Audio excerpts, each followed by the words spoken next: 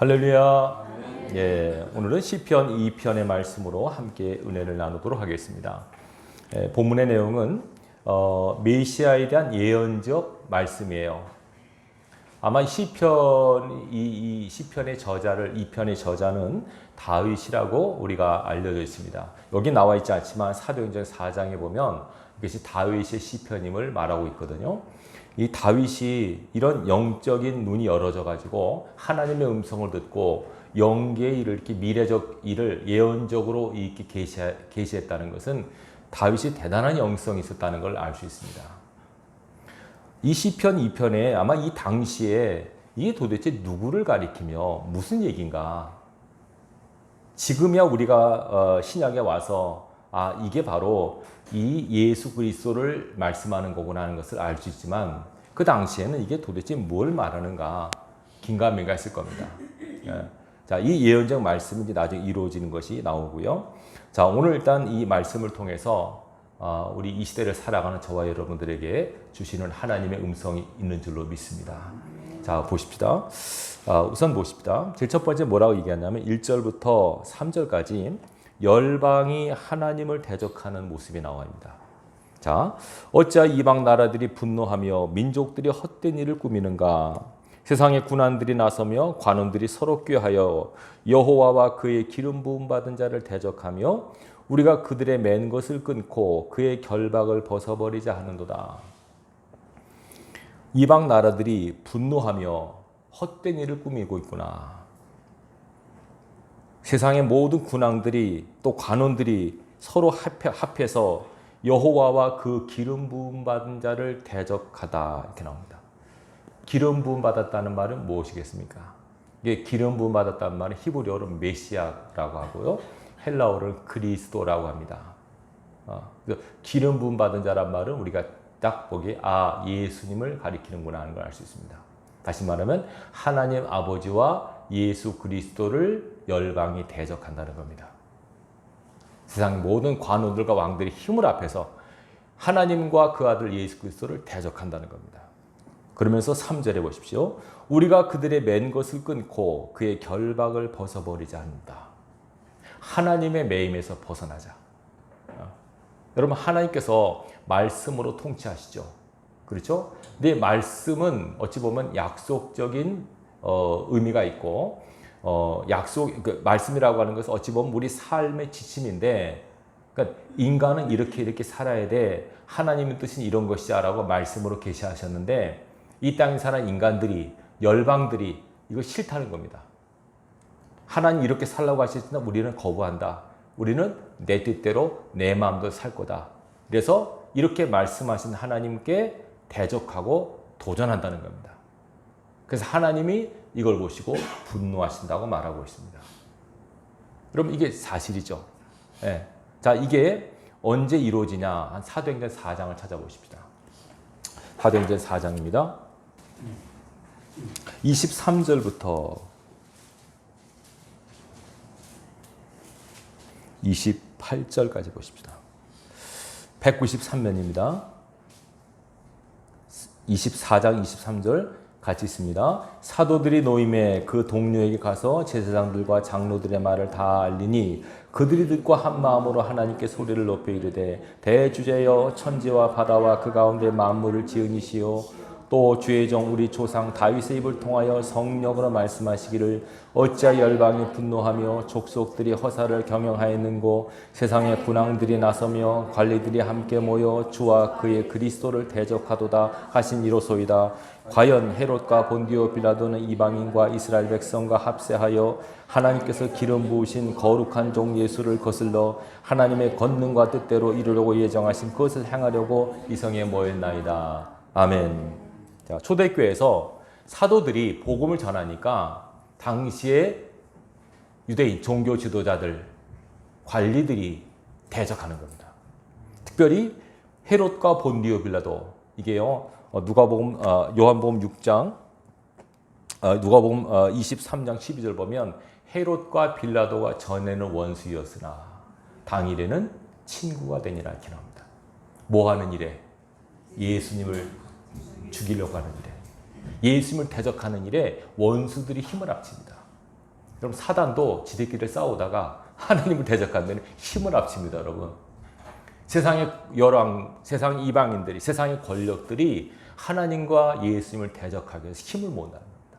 베드로가 이 얘기를 합니다. 지금 요게 25절, 26절이 아까 시편 2편의 내용입니다.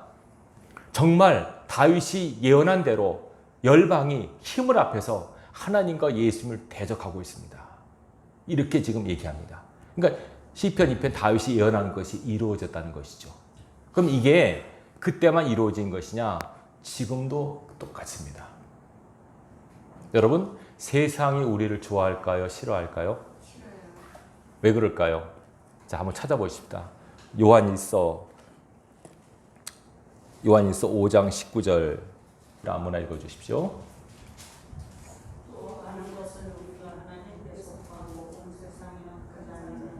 자, 보십시오. 또 아는 것은 우리는 하나님께 속했지만 온 세상은 악한 자 안에 처하였다. 악한 자가 누구를 가리키겠습니까? 사단에게 처해. 그러니까 이 세상은 사단의 것인데 우리는 하나님께 속했다는 겁니다. 자, 요한복음 15장 19절.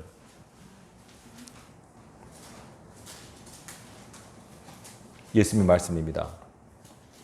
읽어 주실까요? 너희가 세상에 속하였으면 세상이 자기의 것을 사랑할 것이나 너희는 세상에 속한 자가 아니요 도리어 내가 너희를 세상에서 택하였기 때문에 세상이 너희를 미워하느니라. 아멘.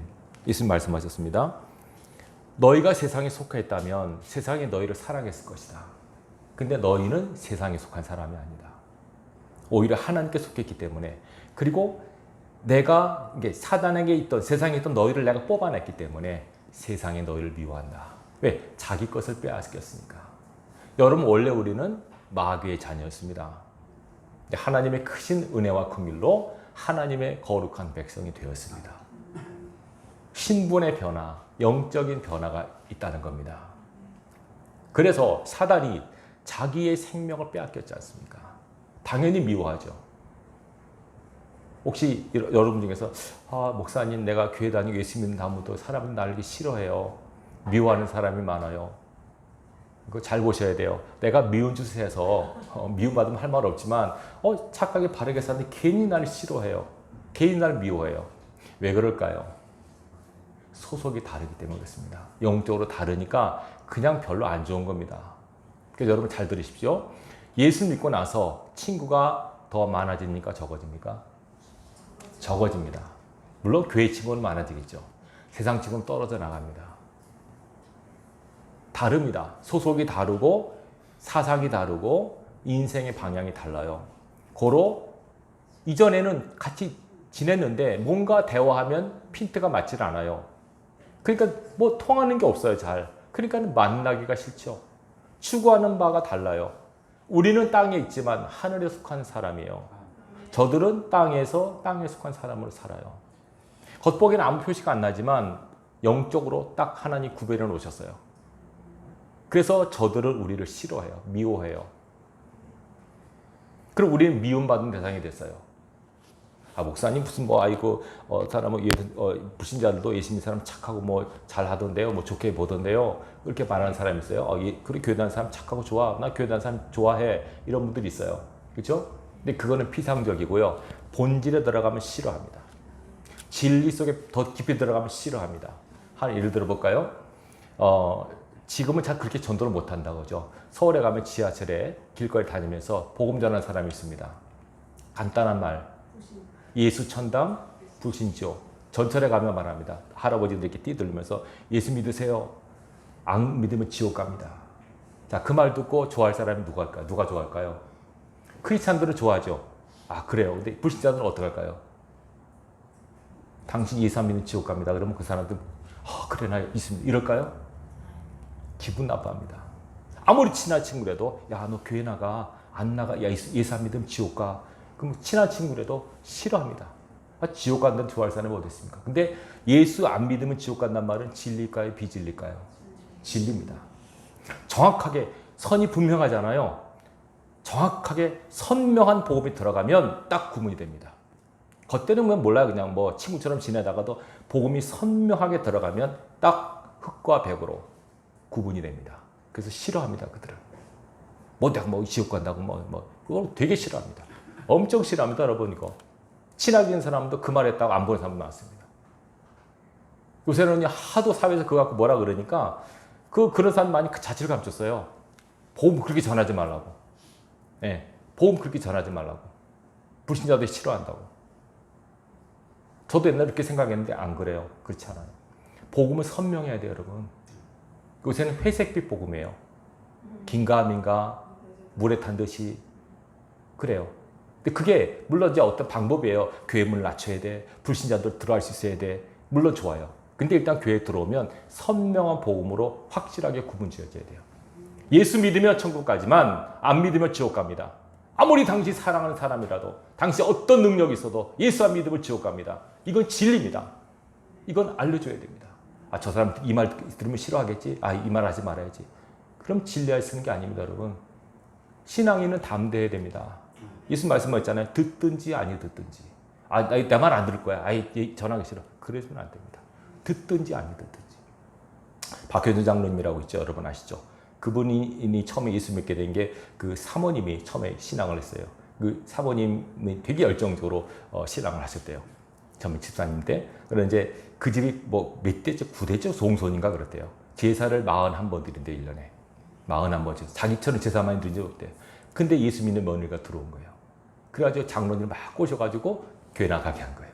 그러니까 시부모님이 그냥 그 며느리를 보면 이를 가려요.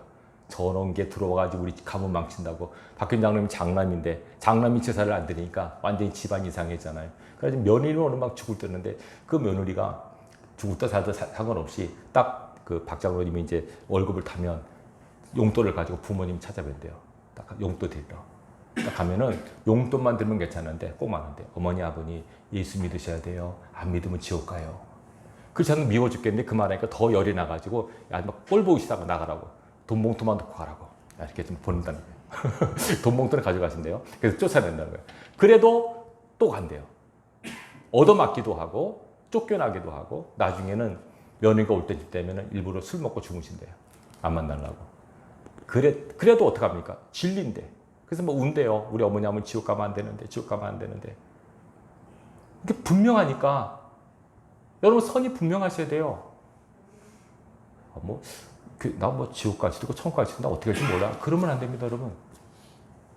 선이 분명히 그어져야죠. 물론 본인이 긴가민가 할 수 있어요. 그렇지만 선은 분명히 예수님께서 분명하셨어요. 왜 예수님께서 그렇게 전도하러 가시는지 아십니까? 왜 나를 믿으러 가시는지 아십니까? 천국과 지옥이 분명히 나눠지니까 그 길이. 그럼 내가 이 땅에서 내가 선택하지만 일단 죽고 나면은 내 선택이 없어요, 거기는. 거기는 이제 주어진 삶에 따라서 가는 거예요. 그렇기 때문에 그 얼마나 힘듭니까, 그게. 예수님께서 얼마나 안타까우시겠습니까? 예수님께서 그러시더래요. 한 영혼이라도 지옥 가게 해서는 안 된다. 천국으로 인도해야 된다. 근데 그 사모님 막 그래가지고 결국은 시부모님도 다 전도하셨대요. 다 전도해가지고 그렇게 펄펄 뛰는 시부모님. 기도하고 만나고 기도하고 만나고 기도하고 만나고 그래가지고 결국은 다 전도했다고 간증하셨어요. 자, 세상은 우리를 싫어하고 미워해요. 여러분 예수 믿는다. 와, 나 이렇게 예수 믿기 힘들지, 어렵지, 외롭지. 그건 당연한 겁니다.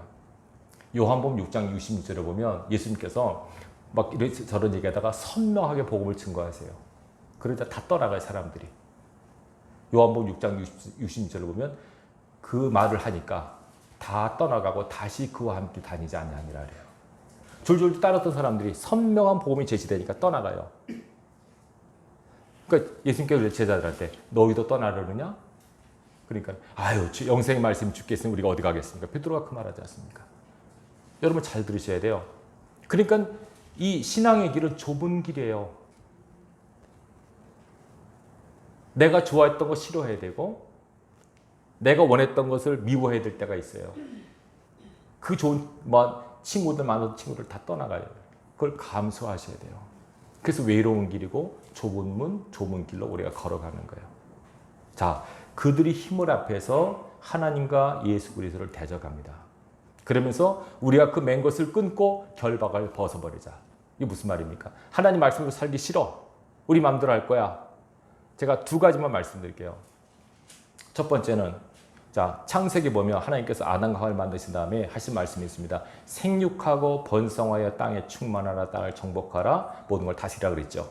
이게 아담과 하와에게 주신 말씀이면서 동시에 모든 세계 흐르고 오르는 모든 세대 가운데 똑같이 주는 말씀이에요. 생육하고 번성하라. 다시 말해서 애를 많이 낳으라. 근데 우리가 알다시피 그죠? 박정희 대통령 때인가요? 인구 포화 상태, 나라 망한다. 인구 줄이자. 그래서 애 둘만 낳아 잘 기르자. 둘도 많다. 하나라도 좋다. 이렇게 됐죠. 맞죠? 여러분 아시죠? 그 일은? 지금 어떻습니까? 네. 작년부터 인구가 마이너스로 들어갔습니다.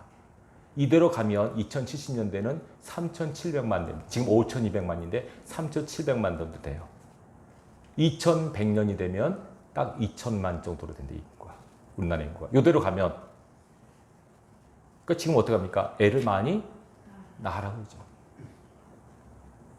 중국도 이제 옛날에 애 못 낳게 했거든요. 지금 애 낳으라고 그러는데요. 왜냐하면 이제 내년 되면 인도가 중국을 추월한대요. 중국이 14억인데 인도가 내년에 14억 넘는데요. 그렇게 많이. 거기는 뭐 많이 나는 게 좋으니까. 여러분, 하나님 말씀은 아무리 세대가 바뀌어도 똑같습니다. 생육하고 번성하셔야 됩니다. 주신 대로 나누면 좋습니다. 또 하나 말씀입니다. 동성애 차별 금지법이 여러분 아시죠? 하나님께서 분명히 남자 여자를 따로 구분해 만드셨어요. 그러니까 사람들이 이거 싫다는 거예요. 뭐 똑같이 동성애 여자를 왜 장애인으로 취급하느냐? 그 사람들 인권을 갖지 않느냐? 맞죠? 똑같이 해자. 그 사람을 차별하지 말자. 우리는 차별하는 게 아니라 구별하는 겁니다. 동성애하는 사람을 무시하거나 그렇게 하는 게 아닙니다. 그들 불쌍히 여기고 기도해 줘야 됩니다. 그러나 동성애를 찬성해서는 안 됩니다. 근데 지금 세계는 어떡합니까? 그걸 거스리죠.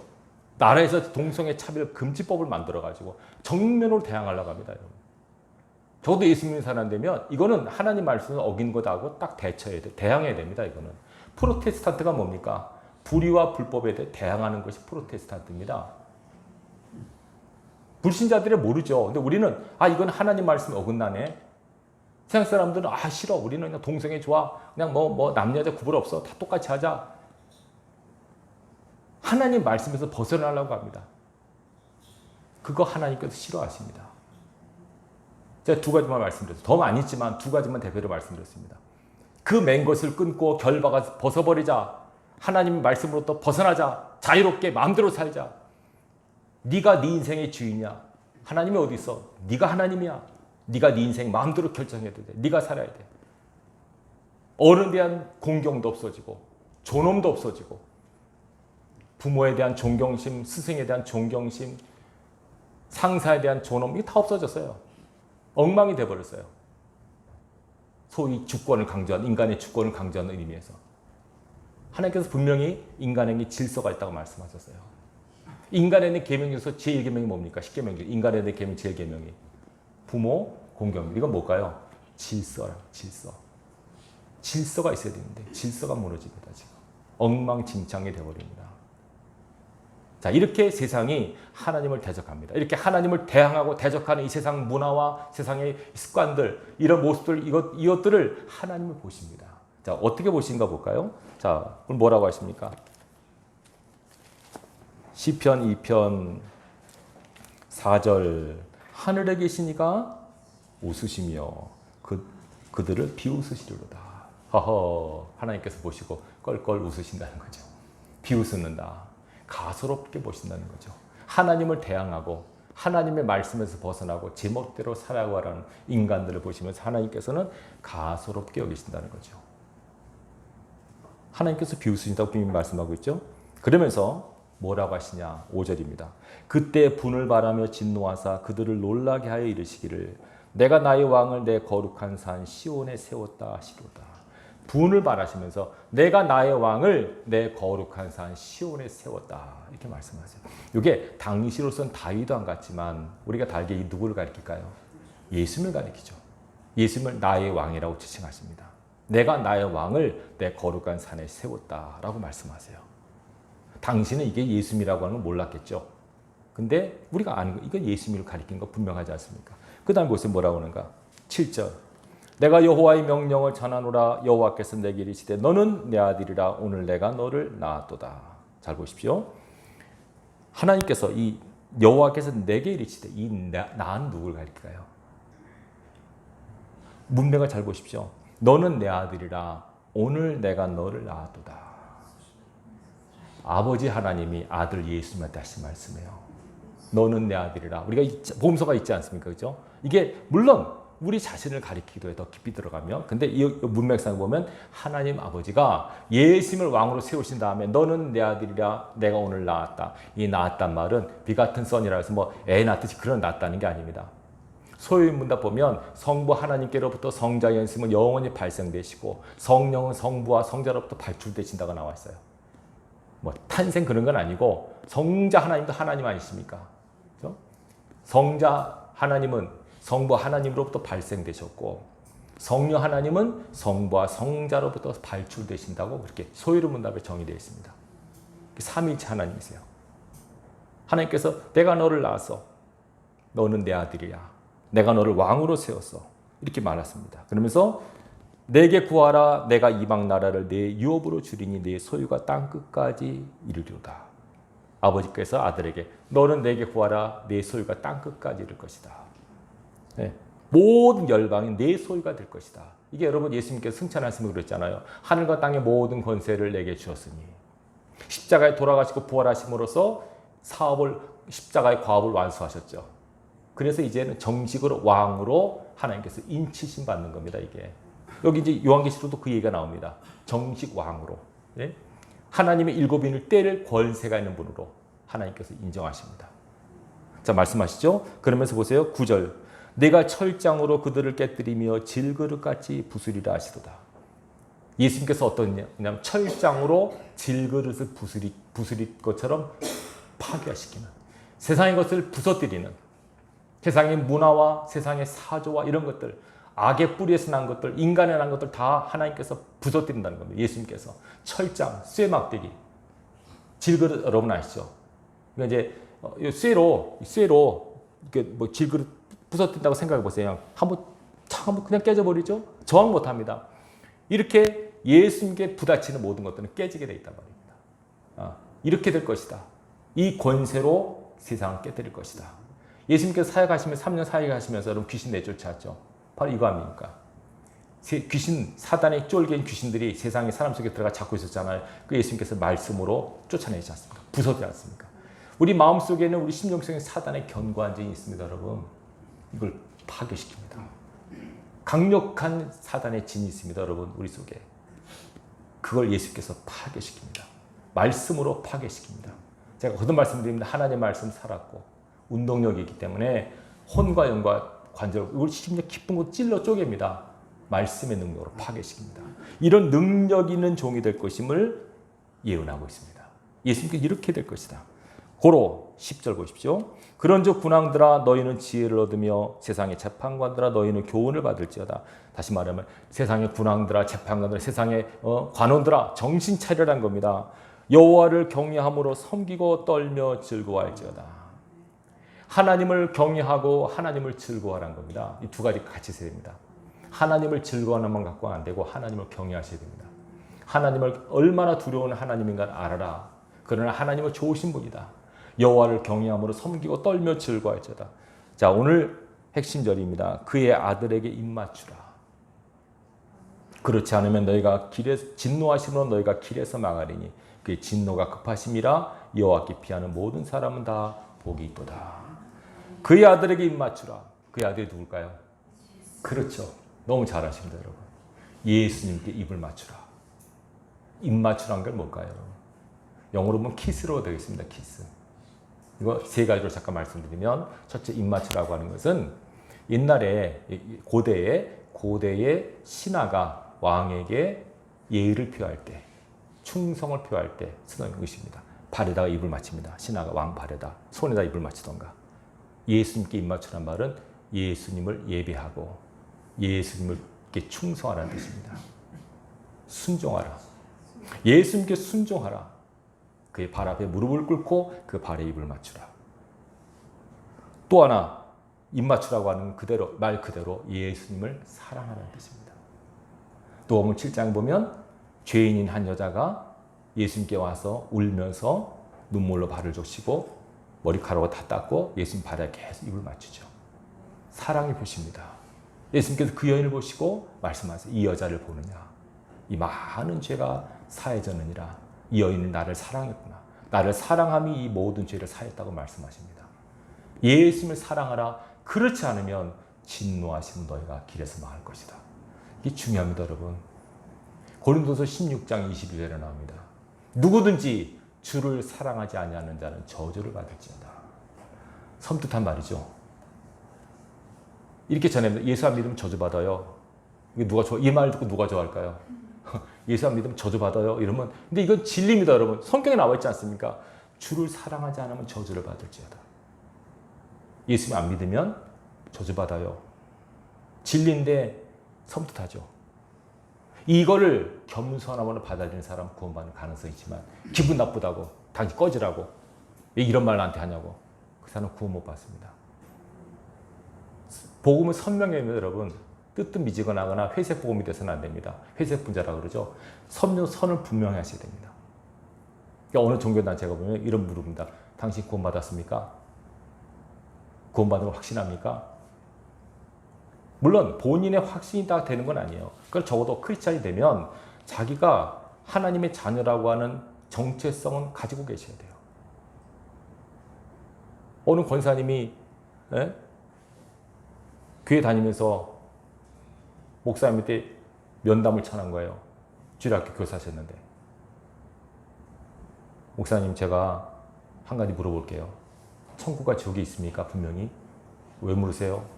천국과 지옥이 있다는 게 분명히 믿어지면 나 생명 걸고 살 텐데 아직까지 믿어지지 않는다는 거죠.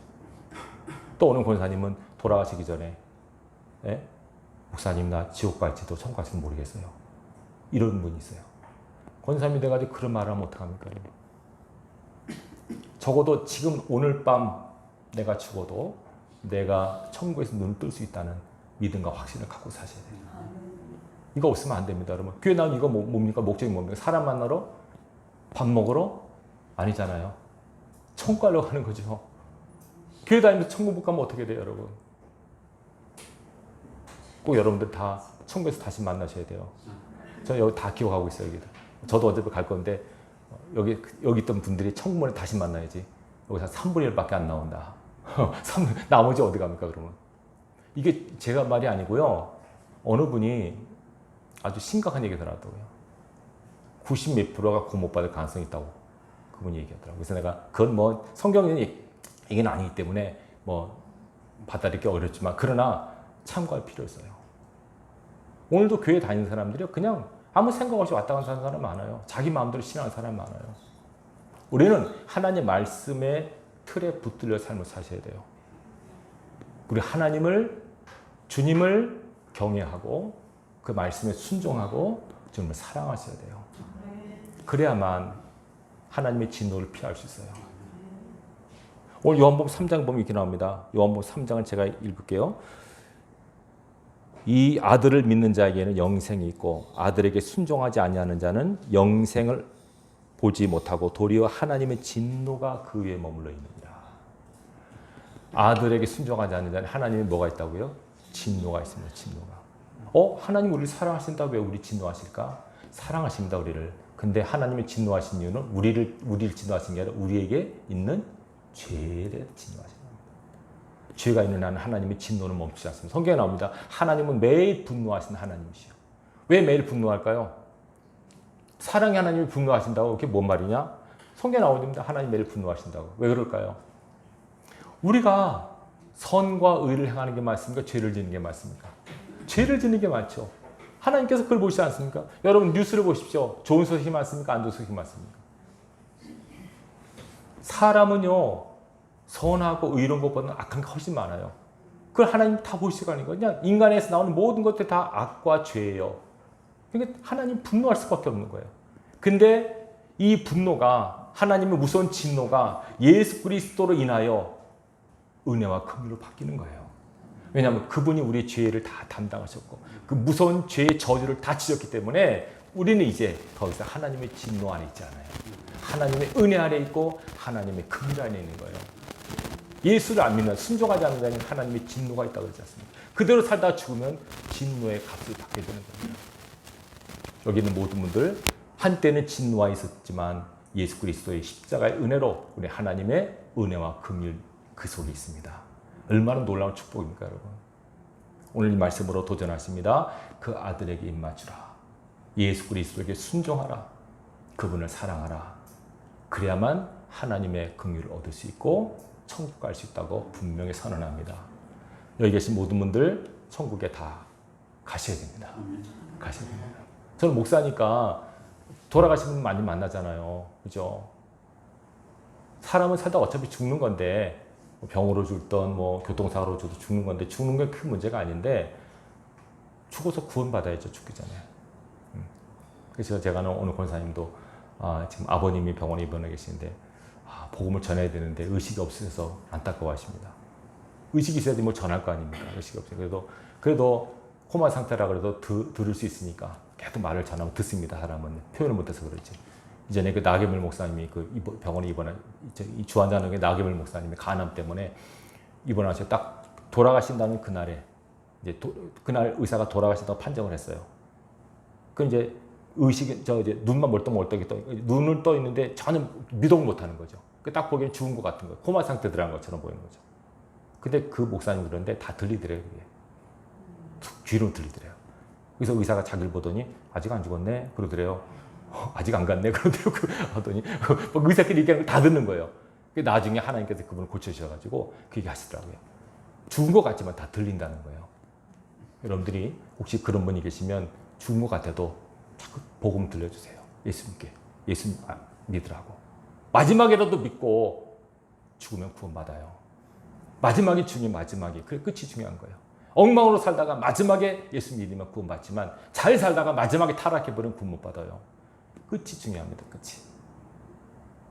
여러분들이 예수를 잘 믿고 천국에 함께 가셔야 됩니다. 여기 계시면 다 천국 가서 다시 만나야 됩니다. 그분 어디 갔지? 그러면 안 됩니다. 확실히 여기 계신 모든 분들이 다 천국 가서 며칠 후 요단강 건너간 만날이 천국에 함께 모여서 이 땅에서 누렸던 그 즐거움을 나눌 수 있는 우리 모두가 될 수 있길 주님의 이름으로 축원합니다. 기도하겠습니다. 하나님 아버지 감사합니다. 성경은 말씀합니다. 예수님께 입맞추라고 말씀합니다. 그분께 순종하고 그분을 사랑하라고 말씀하십니다. 아버지, 우리가 예수 그리스도의 십자가의 은혜로 구원받아 하나님의 백성, 천국의 자녀가 되었습니다. 이 은혜를 늘 잊고 살면서 늘 감사와 기쁨의 삶을 살게 하여 주옵소서. 두려운 것은 세상이 우리를 미워하기 때문에 또 우리가 아직 믿음이 연약하기 때문에 어렵고 힘든 일을 만날 때 때로는 좌절하고 낙심할 때가 있습니다. 아버지, 다시 한번 말씀으로 우리를 세워주시고 그 누가 뭐라든 성경은 우리에게 분명히 말씀합니다. 예수 그리스도를 믿고 그 믿음으로 구원받고 천국 간다고 분명히 말씀하고 있습니다. 변하지 않은 영적 진리를 마음속에 심고 이 믿음으로 늘 살아가고 승리하는 자가 되게 하여 주옵소서. 우리 마음속에 주님을 사랑하는 마음이 연약할 때 주님이여 성령으로 우리 마음속에 더 주님을 뜨겁게 사랑할 수 있는 마음이 일어나게 하시고 말씀과 기도와 예배를 통해서 우리 연약한 믿음이 새로워지고 강해지는 은혜가 있게 하여 주옵소서. 이 믿음으로 그대로 살아 하나님 앞에 서는 우리 모두가 되게 하여 주옵소서. 예수님의 이름으로 감사하며 기도합나이다. 아멘.